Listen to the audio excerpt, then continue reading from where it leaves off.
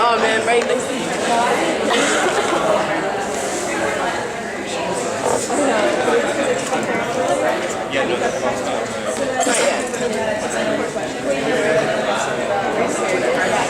Oh, wait, that's yeah, yeah, that's what I was kind of problem. Like, if I feel really, really badly, I might drop down. Okay, good morning.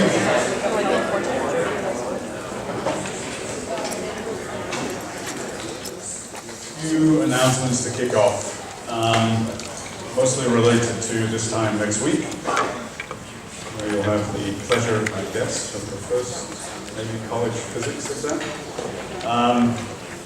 Okay, so a few of you have been asking already, so now's the time to talk about this. So first midterm in class here, next Thursday, 75-minute test. It'll be on everything we've covered up to and including the first half of today's lecture, which means everything to do with chapters 1 through 5 in our Sears et al. Textbook. Nothing beyond that. So we're going to start talking about energy and work today. That'll carry over into Tuesday's lecture. But none of that stuff is going to appear on the first midterm. Okay? That's the first important point. I will post a summary of material that's in principle testable. It's easy in this case. It's literally everything in those first 5 chapters. Okay? Later on, we may be a little bit more selective, but that's not true so far. So everything. There'll be 3 problems on the test. In terms of difficulty, you've had a few tough problems in the weekly homeworks. There are a couple this week, one in particular, the last one, that have been challenging. In general, you're not going to have problems like that on the test. So what I've learned, I should have known this before, but what I've learned in particular in the past week roughly, is that the designation of difficulty of problems in mastering physics, which I'm not sure if you can see, but I can when I assign them, it doesn't seem very appropriate. And the designation of problems in the textbook is much more correct, by my reckoning.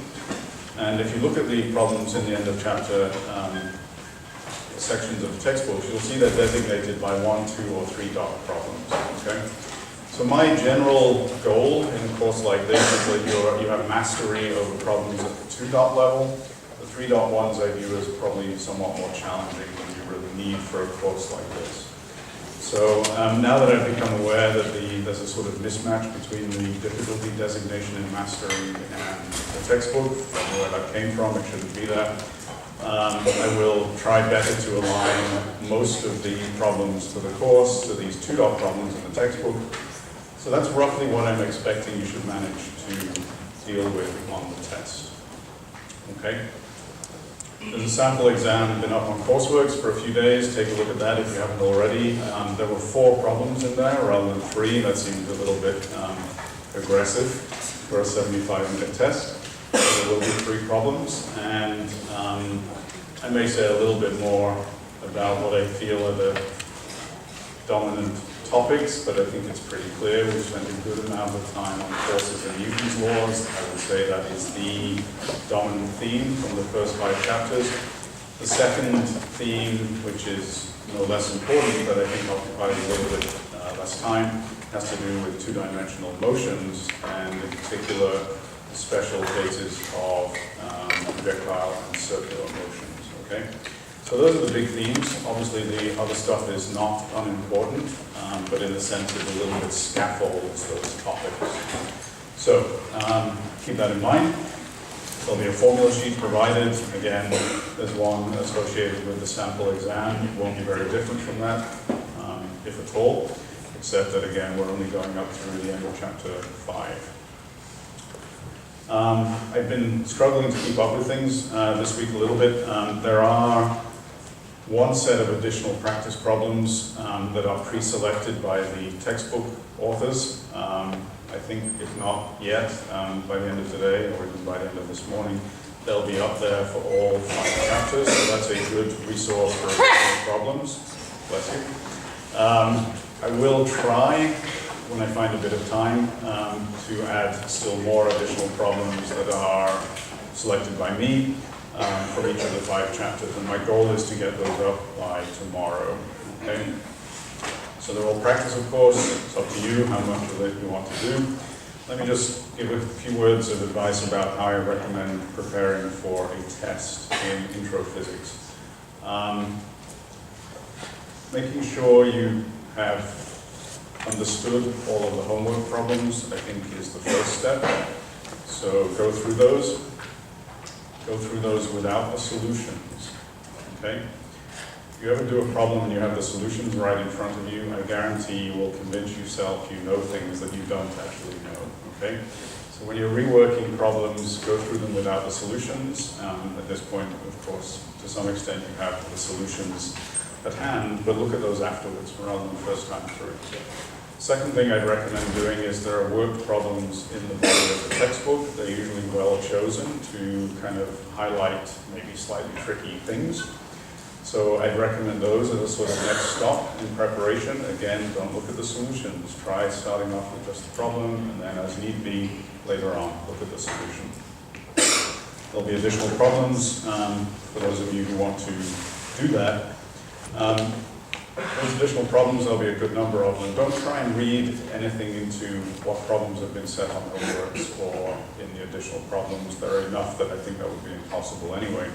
But don't try and read into it that, okay, that means Dot's not going to put that on the exam, or conversely, Dot is going to put that on the exam. Neither of those things are true. They're just selected to try and give you a sort of rough exposure to all the types of problems in that particular topic. Other last comments, and we may talk about this briefly on Tuesday, and of course you should ask questions whenever is appropriate in the next week.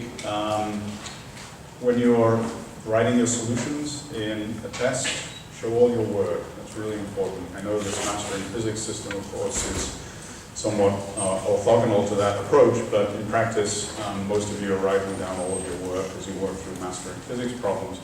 That's essential, obviously, on your solutions to questions on the test. So write down everything, and make sure at the end, my guidance, as you've heard several times, is keep things algebraic for as long as possible. Plug in numbers right at the end. I think that will help all of you, so try and get into that practice. Don't forget to add units to things, at least at the end, carrying them in a sort of time-pressured exam context. I know it's not the easiest thing to do, but make sure at the end you go back and make sure any numerical answers have units associated with them. You can bring calculators, any type. Generally the problems that are set will not be aided by having fancy calculators that do fancy things. You do have a formula sheet. Memorization is not a part of physics in general, so calculators are purely calculating engines. I was debating this just before class started, and kind of always a little bit unsure how to handle this, but I think I'm going to skip the weekly problem set for this coming week, because you'll be prepping for the mid-test, and then they'll resume the following week, okay? All right, questions, comments?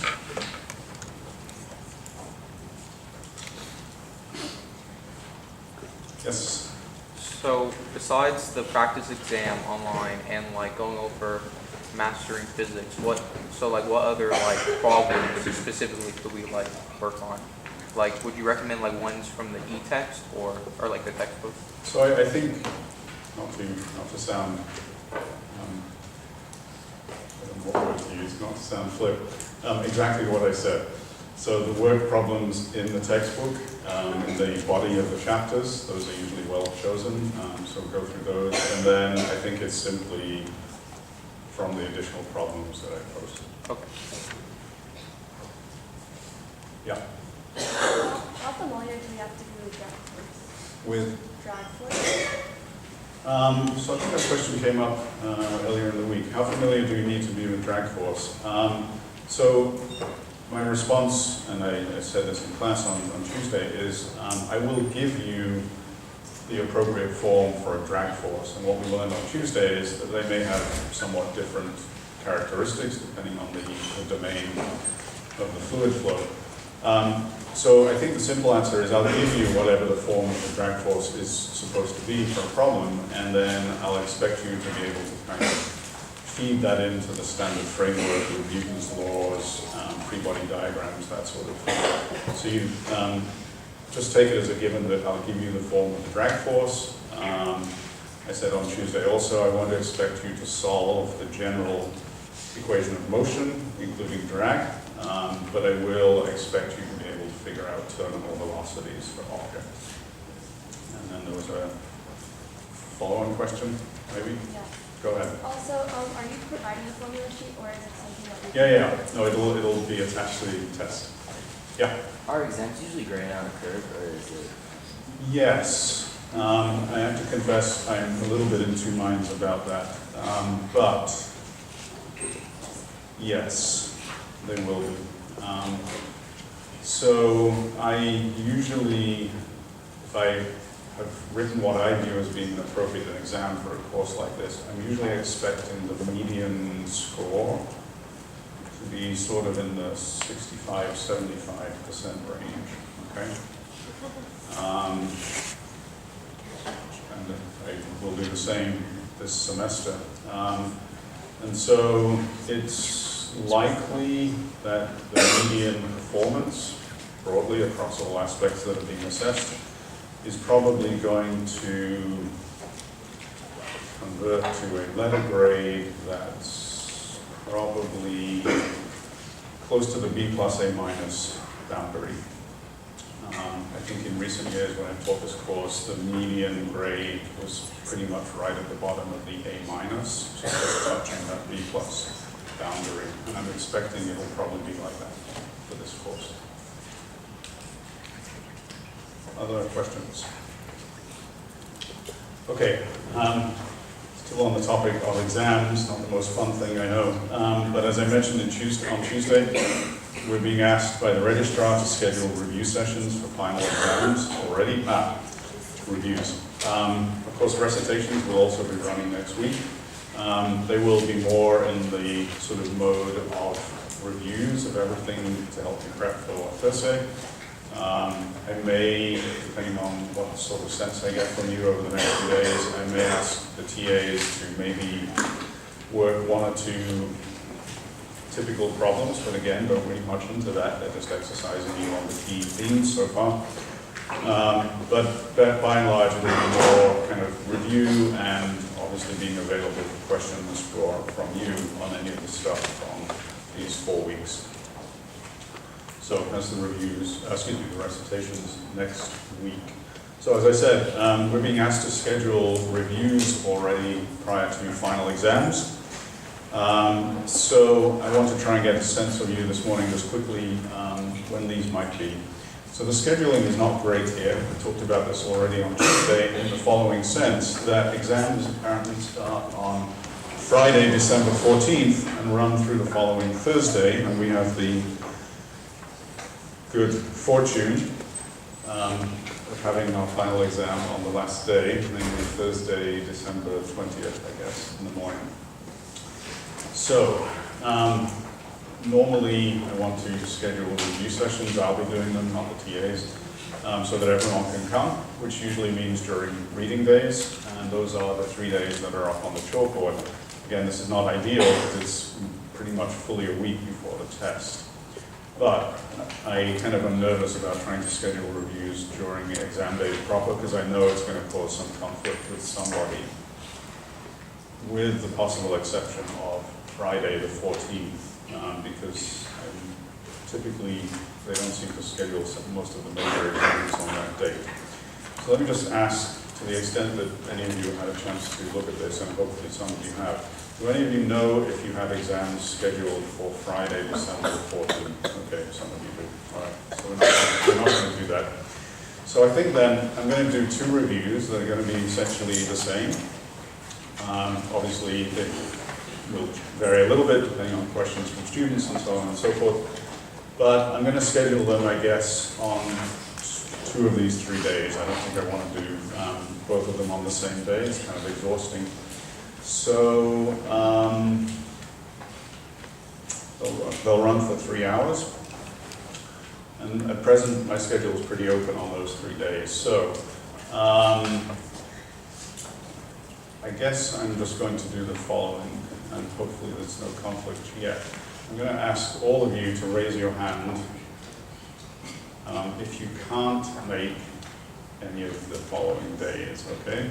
So if you can't make Tuesday, December 11, raise your hand. Couple of people. If you can't make Wednesday, December 12, raise your hand. And if you can't make Thursday, December 13, raise your hand. All right, so I'm seeing 1 or at most 2 hands on each day and none of the same hands on multiple days. So it should be true then that if I schedule these maybe here, 1 of each. Yeah, go ahead. Around what time would a review be? Yeah, so I was about to come to that as well. So it's either going to be from 9 to 12 or 2 to 5, okay? Preference, morning, afternoon? Morning.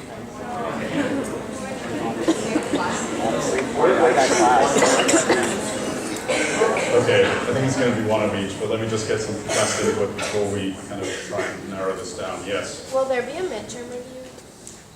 So only to the extent that your TAs will be available. So there's not going to be a truly formal review in that sense. They may spend 15 minutes saying, you know, these are the key things. Yeah. Sure, why not? Everything else has been, yeah. It's a good point. Yeah. On the Thursday, so the tentative registrar schedule has it from 9 to 12 on Thursday, December 20th.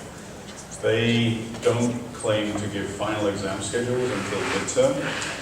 In my experience for large courses like this, they don't usually change from the tentative schedule, so I'm assuming that's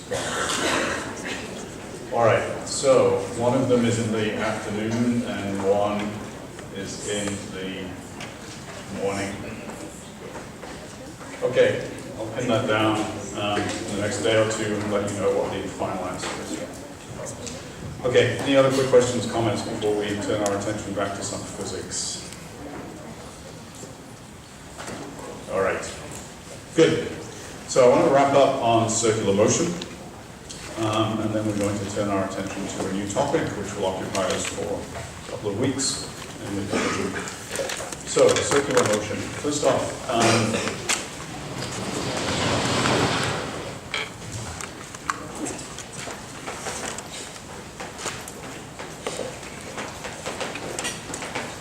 look at some force diagrams for a couple of scenarios that we already talked about at the end of Tuesday's class, but just make sure you're understanding what free body diagrams look like in these 2 common cases.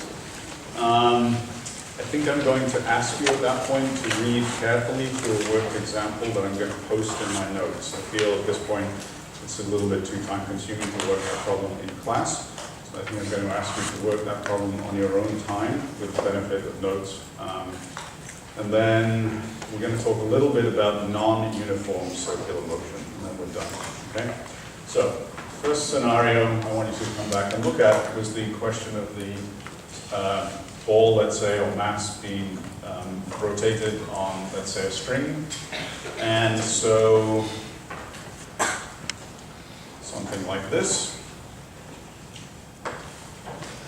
And so here's the kind of pivot point in which I'm holding the rotating object. And I just want you guys to help me with a free body diagram for the rotating object, okay? So the assumption here is this thing is moving at constant speed in a horizontal circle, okay? Constant speed, horizontal circle. So, look at this and tell me what forces you can identify acting on that mass on the end of the string. Yeah. Gravity and tension. Tension along the direction of the string. Okay. Fine. Quick question. Is it in principle possible to have this scenario moving at some speed in a constant horizontal circle? Is it possible to have this scenario when the string is perfectly horizontal? No,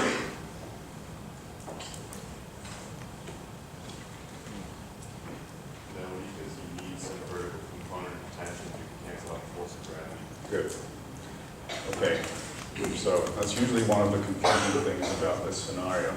You'll see there's a slight tilt on this line, and the reason there's a slight tilt is I'm claiming that this is staying in a horizontal circle. It's not dropping in any sense from its initial point. In order for that to be true, there has to be balance of forces vertically. And of course, these are the only two forces that act on this. So if this were purely horizontal, there's no component of tension which can counteract the downward force of gravity. So in fact, there always realistically has to be a finite angle here. Okay? So that's the thing I wanted to drive home about free body diagrams. In this case, if we look vertically now, what I could say is plus T sine theta minus mg equals 0. Force balanced vertically. Why balance? Because I'm claiming this is moving in a horizontal circle. There's no acceleration vertically.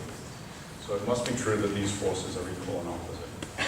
And then all I'm left with here is plus T cosine theta in the horizontal direction. It's the only force in the horizontal direction.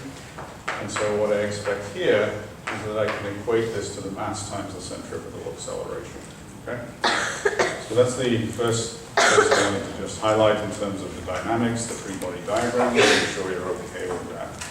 Any questions on that? Okay. So the second one is going to come back to the car on a banked curve. So let me remind you how I want you to visualize this. The vehicle is moving at this instant into the plane of the board. But this is going to be a curve that's banked and it's kind of mapping out a circular arc that's kind of sweeping behind the board, okay? So over here somewhere is the center of the circle, maybe of radius r, something like this. I should probably put an r in here just to make this somewhat analogous.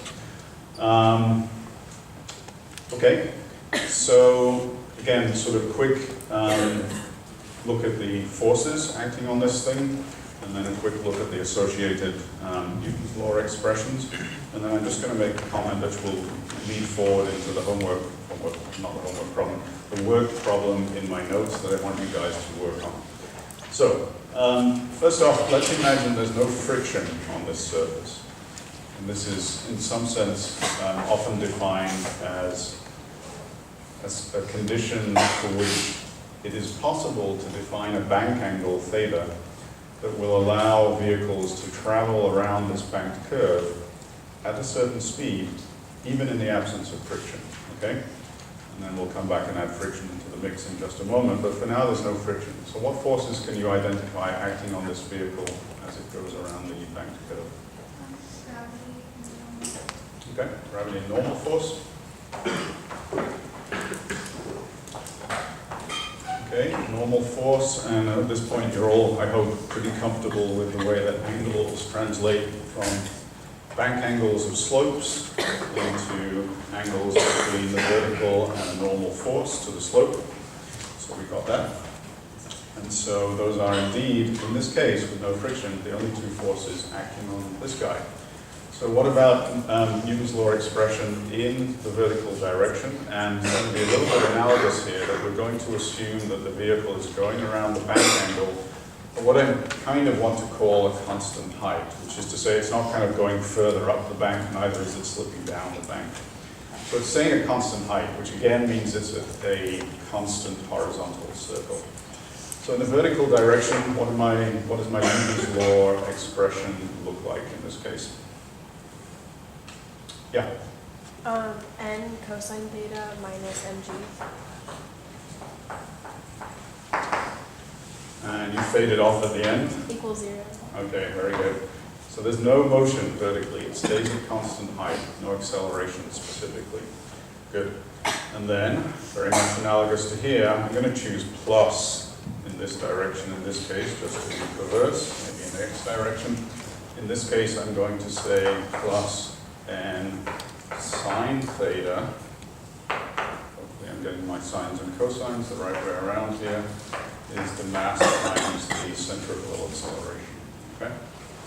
So it's perfectly possible in this scenario with no friction to figure out what speed solves these equations for this particular bank angle, and it will give you a speed that will allow this vehicle to go around that bank angle with no friction, just because you're satisfying these criteria. So at some point you'll have a problem on that. The problem I want you to work through offline, that has fully worked out solution in my notes, goes a little bit beyond this and allows the more realistic scenario of actual friction at the interface here. And so I want to think a little bit about that. This gives us a specific speed that would allow us to go around this bank curve in the absence of friction. If I were going faster than that specific speed, what do you expect is going to happen? You're going to fly off, right? You're going to fly off the top of the bank at some point. If I'm going slower than this specific speed, what do you expect is going to happen? Yeah. You fall into the middle. Right, you're going to slide down towards the bottom. So, those are the, let me say, the expected motions if you're going at a different speed than what's often called the design speed for a bank angle. But if there's real friction, which in general, of course, there will be, the friction is going to act in such a way as to try and counteract that tendency.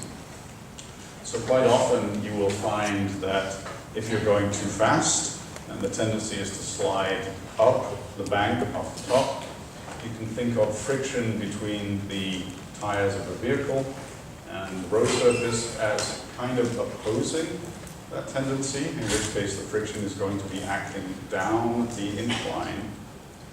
Conversely, if you are going too slow, and the tendency is for the vehicle to slide down the slope, if there's friction, its tendency is going to be to oppose that kind of motion. Okay? So, I want you to think about that, and I want you to take a look at the problem that's in my notes. As I said already once today, don't look at this solution to begin with, even though it's right there in front of you. Just set it up with the problem, see if you can work it on your own, and then come back and look at the solution if you need to. So I'm going to ask you now to go through the worked problem in my notes, and I think it's a problem taken out of our textbook, but I can't guarantee that.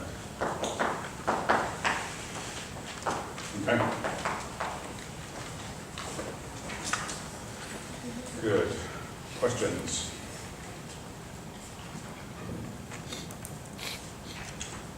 All right. So, last thing with circular motion for now. A little bit of an aside to be